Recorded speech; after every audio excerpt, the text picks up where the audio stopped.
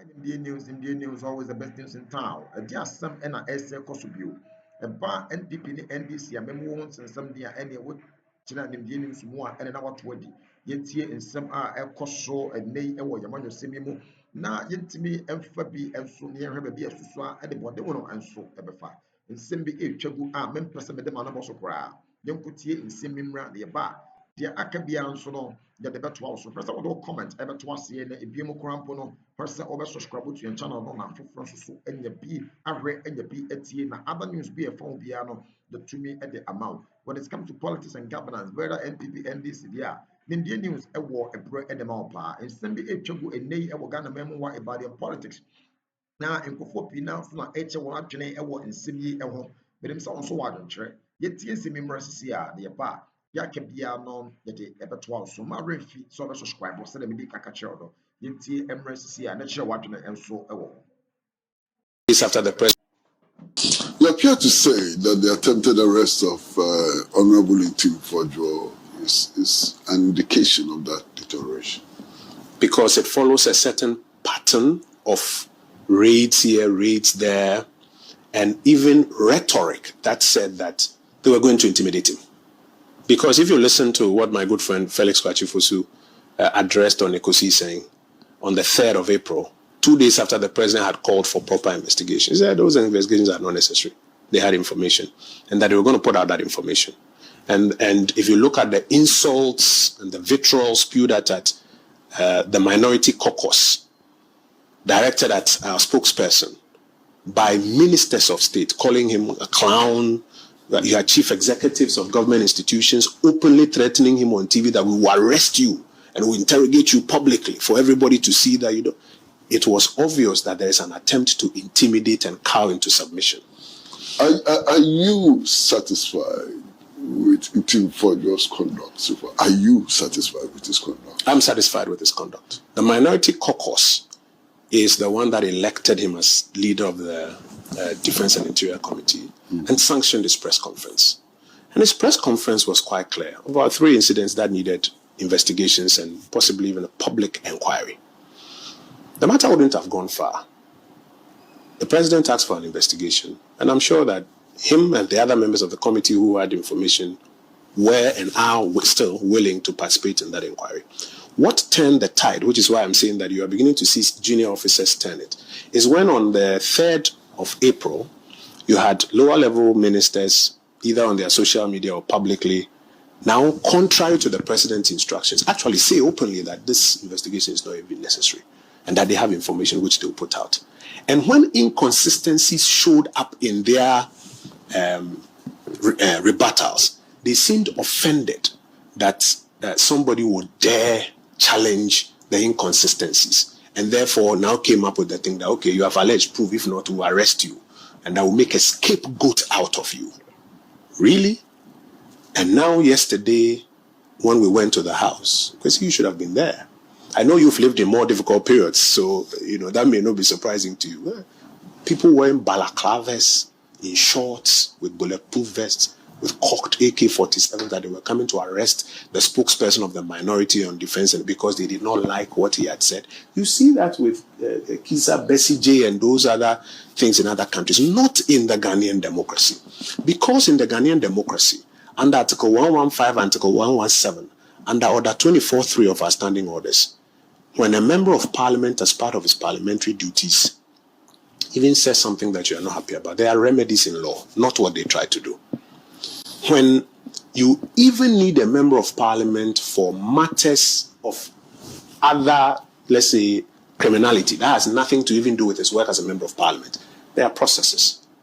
But what they are doing, which directly follows their rhetoric and their promise that they will do it, is clear, palpable on the face that it's an exercise or part of an orchestration to intimidate the minority caucus or dissenting voices in this country. And that's why we don't want to believe that the president himself is acquiescing to that. That's why we are drawing his attention that himself and his advisors have to rein these young ones in. He's a very experienced politician. He's seen how these matters are best handled and navigated. But I don't think that some of the younger ones under him are on the same page with him. Because there is a problem about the capacity of Honorable Kwadwo. He has stated 2 capacities in which he's acting. When it suits him, he's a minority spokesperson. When it doesn't suit him, then he becomes a member of the parliamentary committee and so on. Is that not a problem? No, the two are the same. He is the minority spokesperson because, if I may explain. If he's speaking as a member of the committee and speaking on behalf of the committee, it's a different capacity.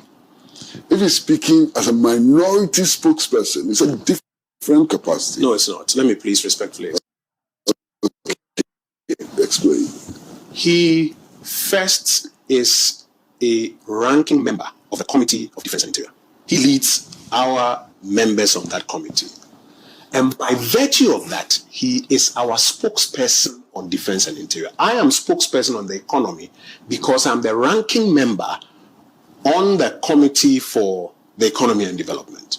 So the two actually are the same. But what is instructive is they this. Cannot be the same. They are. They cannot be.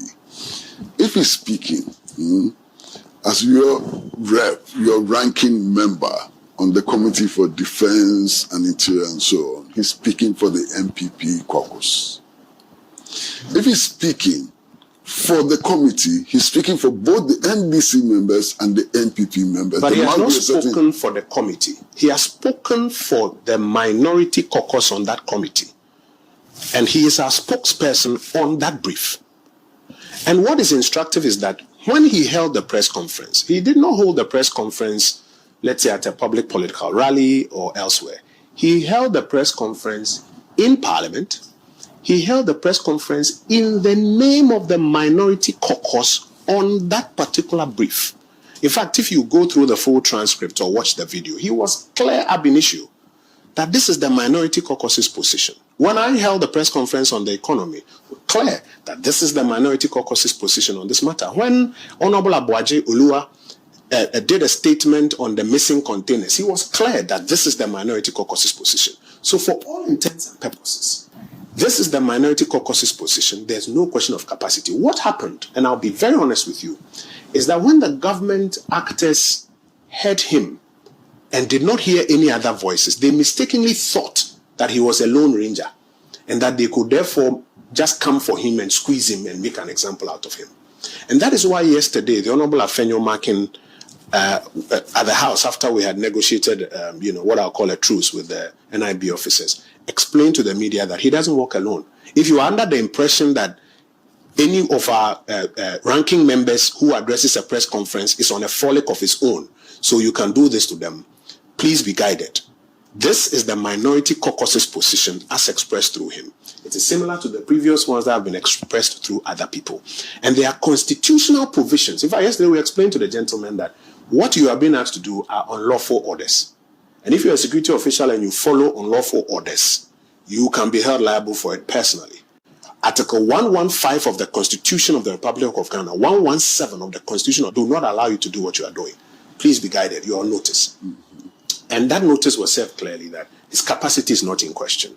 I think that the government has overreacted. I think that what they need to do is to follow the president's instructions. The president is a very experienced politician. Follow his instructions and get that inquiry properly done. You may be surprised at what you will find at the bottom of it. We are just being asked to follow a hunch. That's what you are actually asking us to follow. We have suspicions. That's all. Is that not the case? No, that's not the case. So what's the substance that you're putting before us? So first, they have provided what we'll call prima facie. They did not say some flights or some airplanes came into the country and is suspected to have brought something illicit. Simpliciter. They provided flight details, tracking details, when these aircrafts came, when they left, even one which is suspected to still be in their jurisdiction, they provided all of that detail. And said, this is the basic that we have, and we blow this whistle on. In fact, if you look at the Whistleblowers Act, Act 720, the onus is now on you, the employer or the operator of the institution or the office of the president or the attorney general or any of these state institutions to receive as minimal information as has been made available to you.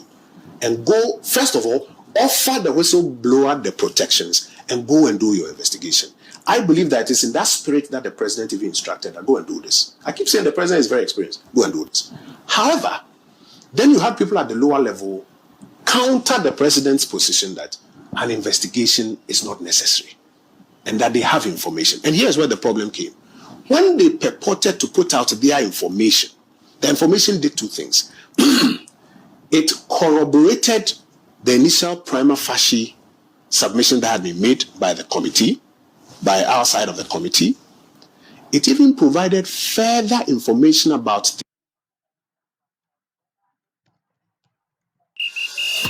sought to give an explanation about what those things were. And number three, it undermined the government defense because about two of the major things that they sought to use as part of the defense in the rhetoric turned out to be untrue. In fact, I was speaking to a lawyer yesterday who said, me myself, I didn't believe that there was anything untoward here. But two things are now getting me worried. One is the inconsistencies in the government's defense. And two is this seeming attempt to cow everybody into submission and not talk about this matter. It's now rather raising more questions than answers. The government owes itself a duty of care to conduct that inquiry and close this chapter. I heard Honorable Ntim Kwadwo say that, well, there's an air ambulance which came. There was no dead body on board. Or sick person. Or sick person on board. And there's no medical referral that we know of. Is this a sufficient basis for suspicion, Kwadwo? Kwadwo, you're a very experienced person. I am saying to you that... Can I finish? You're a very experienced person. Is this a sufficient basis? Are you saying that any time an ambulance moves, there has to be a dead body on board, a sick person on board, or a referral? Is that the position? Is it the substance you're supposed to be chasing? This is the only thing he had said. Let's look at this one. I'm coming. But he said this in addition to several other things. First of all... But this is a non-issue. No, I'm coming. It's not a basis at all. No, I'm coming. Yeah. He said this as part of about 4 or 5 other things that he put together to say that this is what culminates in the suspicion. Mm-hmm. First of all, he talked about where the flights were coming from. Mm-hmm. I'm not talking about where the flights are coming from. The assumption that any time an ambulance moves, and I'm saying that it has to have a dead body. I'm saying that it has to have a sick person. If a doctor says that this patient has high temperature, mm-hmm. and therefore just because of that high temperature, I suspect cancer, that doctor will be taking it a bit too bad. Mm-hmm. But the doctor will put it together and say he has high temperature, he has this, he has that, he has that, he has that, he has that, and therefore I suspect this. And that's exactly what the committee did. No. They did not just... I'm coming if I may. They did not just... I beg you. Let's... You're my senior. I defer to you. No. I mean, you are here. You have a story to tell. I'm only helping you with the story. If the doctor says that the patient has a leg... Yes. Mm-hmm. The patient has a leg... Mm-hmm. and XYZ, and therefore the patient has cancer. Yes. That's a problem with the doctor saying that the patient has cancer. And I'm saying that if that's not a condition. No, I'm saying so that. Let's eliminate that. No, I'm saying that if, yes, I hear, and I'm saying that if the doctor had done that, then I will agree with you. But that's not what has happened. The committee said that about 6 different things have come together to occasion their suspicion. It wasn't just about the fact that there was no sick person being brought in. It wasn't just that. They put a number of things together before they came to that suspicion. For example, the originating islands of the flight. 1. 2, what you just said, the fact that, however, that flight did not come or take any sick person. 3, about the fact that, as it is being claimed that some repairs were brought from their hub, there was no hub in the Gran Canaria to bring materials. 4, about the fact that the supposed aircraft that was bringing the ties, etc., did not even have, apart from the stretcher components, did not even have cargo holds to hold these spares and ties that they were being told was being come. 5, about the fact that the claims that this other aircraft that came from Luanda are even false.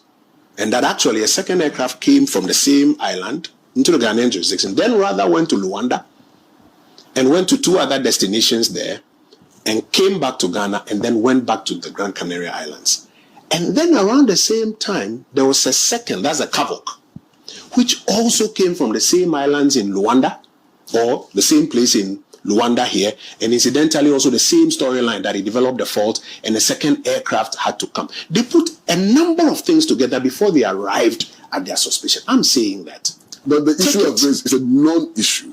That he didn't carry a dead body. It's a non-issue. No, but that was not the only thing. It's not a basis of any That was not the only thing. They put a number of things together. Let's take that out. Yeah, but you can't take one out, just like the patient we are talking about. This is a non-issue, my brother. Senior, you cannot take the patient's temperature. Anytime you see you cannot take the patient's temperature alone as the basis to say that, let's take that one out. No, you are going to put all of it together and then come to a view. But for me, even the bigger thing is this. What do you lose? Mm-hmm. And the president said, get this thing investigated. What do you lose in doing it? Why has the investigation not taken place? The president said, hold on. The president did not order the arrest of the Honorable Member of Parliament. He didn't. No, he didn't. He said, these investigative agencies yes. work with the Honorable Member of Parliament yes. and establish the facts. Yes. And the Honorable Member of Parliament says, I am not working with them. No, he hasn't said that. So why hasn't he worked with them? He has always said that he's available. In fact, even this morning, he's available. Available where? He's available to cooperate with the inquiry. But here's what is happening. While the president has asked for that investigation, his minister said that investigation is not necessary. They have information and that they will arrest him and make a scapegoat out of him. There is a major thing we need to recognize here. Which minister said this? Felix Kwadwo Oppong. When? On the 3rd of April, on Ekosi saying, that's what I'm drawing your attention to. That some of the junior level ministers are making comments contrary to what the president has said. Okay. And that is why I equated it to the other side where you have people saying, don't come and be a father for all. They are leading this charge, including insults and other things directed at him, that let us, the scapegoat of him. It is changing the dynamics. Other than that, the original conversation in itself was not a big conversation. You could have done the investigation, properly so done by the proper investigative bodies, and come to a conclusion that we have investigated.